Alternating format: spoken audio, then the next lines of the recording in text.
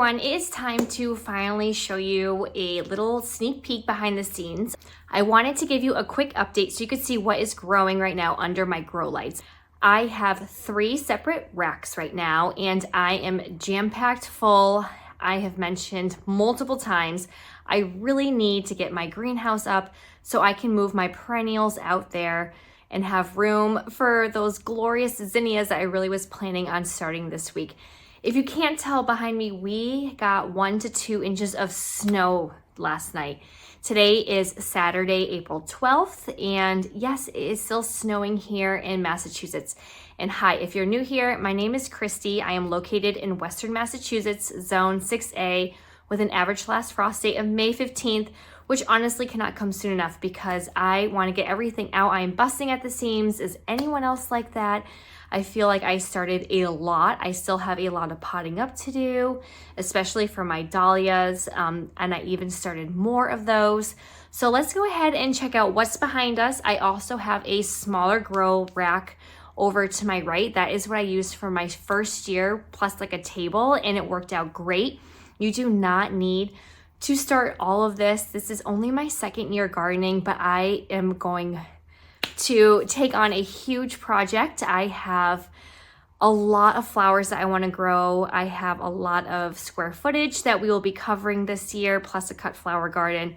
Lots of perennials started, and I also did a lot of winter sowing. So if you haven't checked out, I just did a winter sowing update as of yesterday with a little sneak peek of this morning's snowfall. So let's go ahead, see what's growing behind me, and then we'll move on to my starter rack. And then I also have my tomato rack, which is doing great and not so great at the same time. So I will show you that. And I even had some tomatoes flowering, which I had to pluck those off. My Sun Gold tomatoes and Super Sweet 100s are just all-stars right now, and they just really want to go and get outdoors. So let's take a look at what's growing. So here is my large grow rack. It is 4 feet by 3 feet, I believe. So each row, or each rack, I should say, has 3 grow lights on them.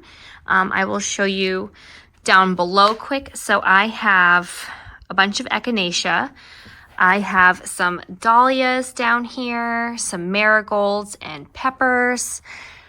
And I have some sweet williams over there. And I have 2 little dwarf tomatoes.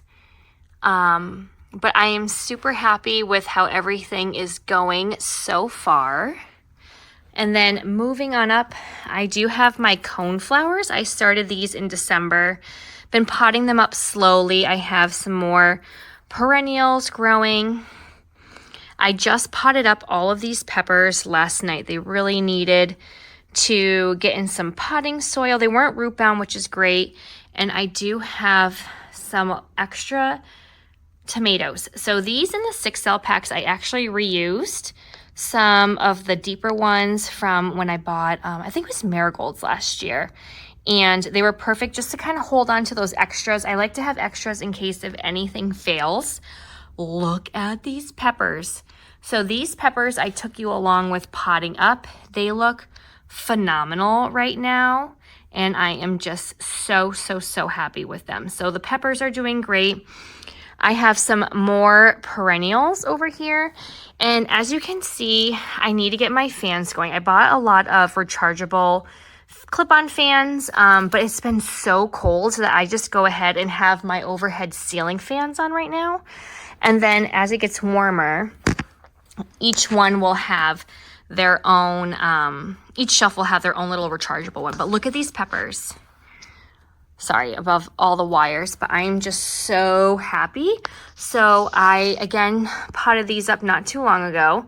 And then these ones were potted up back here about a week or so earlier. And look how much growth has happened. They've like exploded with growth.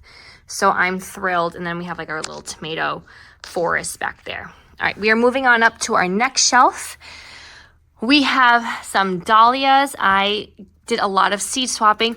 This is some perennial grass that I plan on putting behind my playground. I don't want to bring any bees or anything, so I do have some more grass over there. Some peppers, This is the calendula that we just started last week. And I actually had a bunch of marigolds that did not germinate well at all. They were these tall red ones I did with seed swapping. So I actually just threw in the calendula with my marigolds. They're stretching a little bit. It's kind of been a little bit rough trying to figure out the lighting situation with different areas. My feverfew is exploding right now. So this is feverfew. I have some Rebecca here. This is perennial Rebecca. I have some sage. Look at that. It looks so good. And we have some straw flower. It's like a mixture. I have some more dahlias back there. Some dahlias right there. My red bee balm, I potted up recently. It was not looking too happy. I have some more red bee balm, dahlias, and here is my Gumphrena. Some of them are starting to get their first set of true leaves. And what do I have back there? I have some more marigolds, and I'm not sure what else I have all the way back there, but I have a lot of stuff. It's like so overwhelming. And then we have some more tomatoes. So these are just in my little holding cells right now. They are not in the solo cups. And look, they're still doing great. You just want to make sure that you keep them in some nice big deep pots and happy. They are growing and they are being so happy right now. So I keep these. I think a lot of these are actually my determinate tomatoes. And they're actually doing pretty good over here. I have some, I call it my little hospital care, which I will show you later on. All right, salvia. We have some over here. Looking great. My pour. So this is my basil, and I overseeded, and I just have not had time to pot them up. I really need to pot them up. The roots are definitely starting to pop out. I put a lot in with the hopes of potting them up earlier, so they will be fine. They will bounce back. So I have to, so I definitely need to go ahead and pot those up soon. Now look at, this is my lavender. So I have some lavender here, and I actually potted some up. I have to find it. I think it's over on the other rack. So I have some lavender. I did grow a bunch of butterfly bush, and I know people say it's invasive, but I don't mind. I plan on putting it on the border of our woods. I have some more lavender back there. Just for more privacy. I wanted something tall and that was kind of like inexpensive to grow. All right, let's see what I have over here. Over here, I have some blanket flower and some black-eyed Susan vines. And then can we just talk about my poor hollyhocks? They are just outgrowing this. I mean, seriously, these just need to get out so bad. They are just getting so tall, and some of the leaves are dying back, but we are just gonna hope that they can just make it into the greenhouse. So these need to get in the greenhouse ASAP, and I plan on potting them up as I get them over to the greenhouse. So let's go ahead and check out my smaller grow rack. So here's my smaller grow rack. This was something I got on Amazon. Cost me like 40 bucks. This was great. I did everything last year, just tomatoes, peppers, the necessities. Is perfect. I have so much coneflower. I need to take these little wood supports off so that way it can go ahead and drop. But look at these leaves. They just look so good and healthy. I started these super early with the hopes that I could kind of force some first year blooms. I will let you know if I'm successful with that, because a lot of these say that it will bloom the second year. We have some bee balm that I potted up, and then, oh, here's my lavender. So someone was asking about a lavender update. So here's my lavender. I potted 3 in there. I always overseed, let's just be honest. If you watch a lot, I overseed. So I just kept them in their little plug and just potted them up. I've been doing as much potting up as possible. I have more coneflower over here. Again, they are looking great. I'm gonna take the wood off. I don't know why I haven't actually, to be honest, already. These are some of my tomatoes. Now these ones are not looking as good because I made a mistake. It is definitely a user error here where I should have put my indeterminate tomatoes on one level and my determinate on another. I'll show you actually what I'm talking about. This is what I'm talking about. I have my tomato rack right here, two rows. I should have put my indeterminate ones on top because it's got more room, and my determinate ones on the bottom, because user error here is let me see if I can grab one. So this is what I am talking about. This is a sun gold. Do you see this beauty? It is an overachiever. It is such an overachiever that, look at, I don't know if you can see, but it's got some flowers that are gonna wanna go ahead and bloom, so I need to pop those off. So my indeterminate tomatoes, which means if you are new to tomatoes, that they will just keep growing and growing, are literally casting shadows over my determinate tomatoes, and they are not getting the light exposure that they need. So here's an example.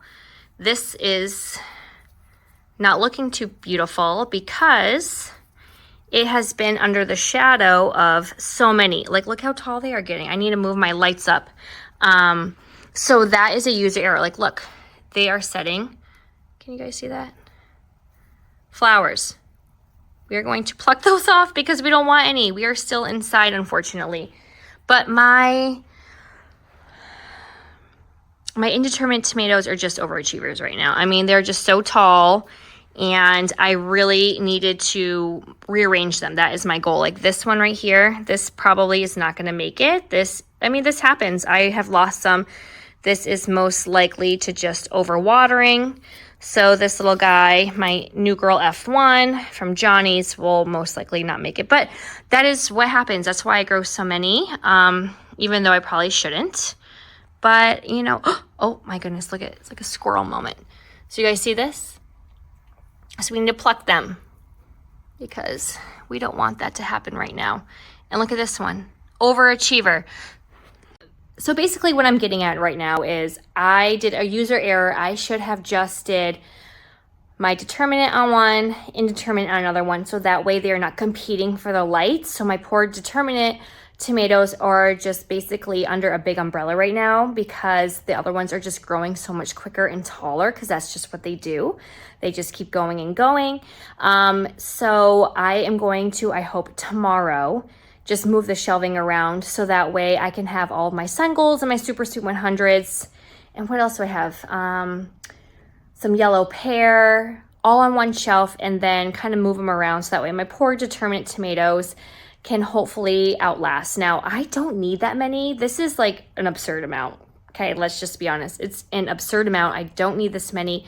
I plan on selling, you know, tomatoes for an extra, what, $4 or $5? I don't know. Tell me what you sell yours for, whatever is extra.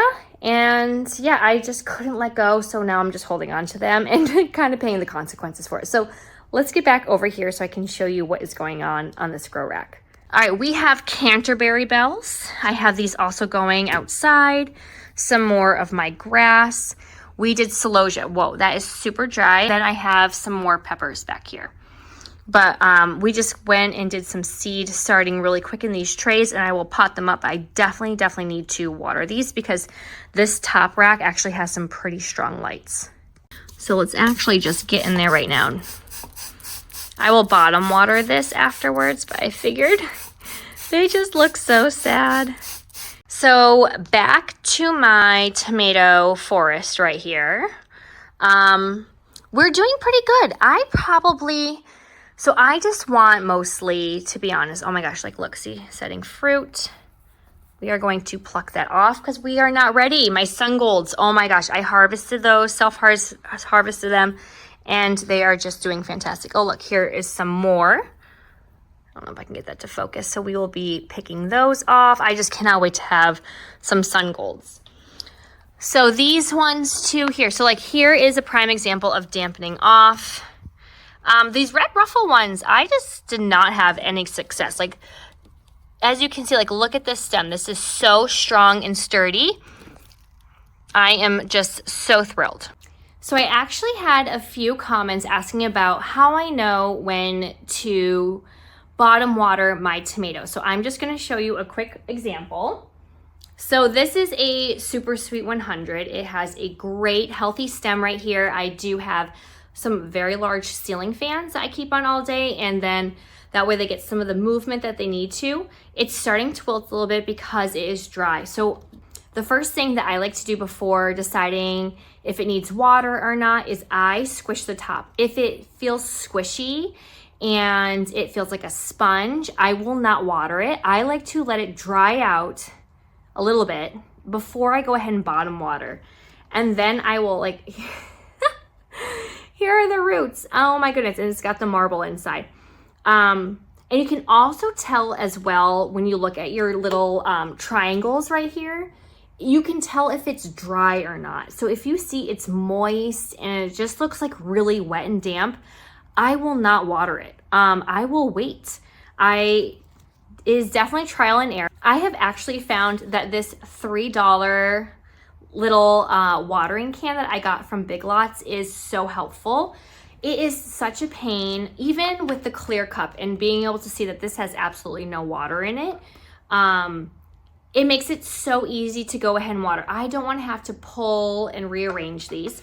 So there's still enough space that I will just take this and I can just shoot some water just like this. And I will fill it until the triangle is basically covered or halfway covered. Now that these are so big, I will cover the triangle. So when they're smaller, I will fill the water to halfway up my 1-inch triangle. And now that they are bigger, I will just fill the water all the way up to the triangle because it will wick it up super, super fast, like wicked fast. You will be able to see. So this right here, it is not damp at all. It is dry. I like to let them get a little bit dry. You can even tell it's a little bit wilty. It's just like, all right, can you please give me some water now? And I fertilize every other week. So I use my Fox Farm right now. It's been doing pretty darn good. As you can see, it's definitely important when they get to this stage to get some movement on them. Right now, I have my overhead fan and I have a fan that will sway side to side on my tomato rack. And then I just bought a bunch of these. They were on sale during that spring sale on Amazon. They're rechargeable.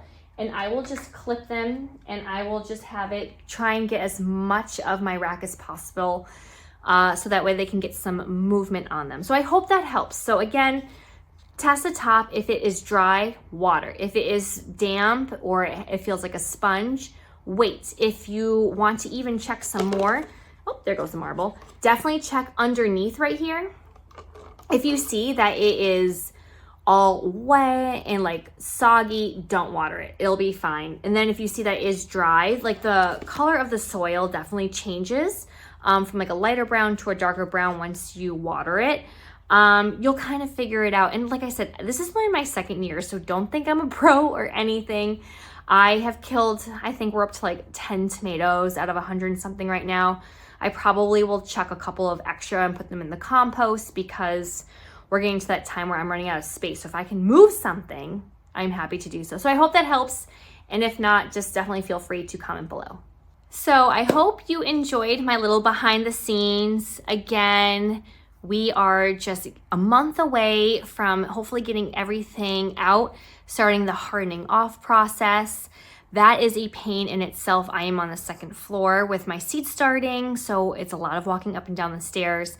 I'm hoping that having the greenhouse will definitely reduce the amount of steps that I have to do. I need to get some trays for out there so I can move things back and forth a little bit quicker. And yeah, we have a lot going on. I really want to get my perennials out first, and then I will take you behind the scenes on the hardening off process and moving things into the greenhouse. That will be another trial and error as well. So I hope you find this helpful. If you have any advice or tips or tricks or things that you realize or recognize, I should say, that I might be doing wrong or something that I'm doing pretty good at, please let me know, because I am all about learning. I love learning. I watch and listen to so many YouTubes and podcasts about how I can improve myself as a gardener.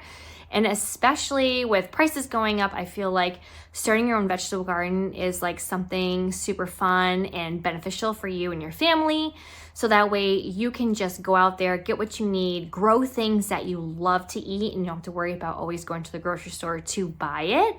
And again, please let me know if you are finding these helpful at all, and please click like and subscribe and hit that bell button, and I will see you later for more gardening updates and hopefully some more successes. So until then, bye.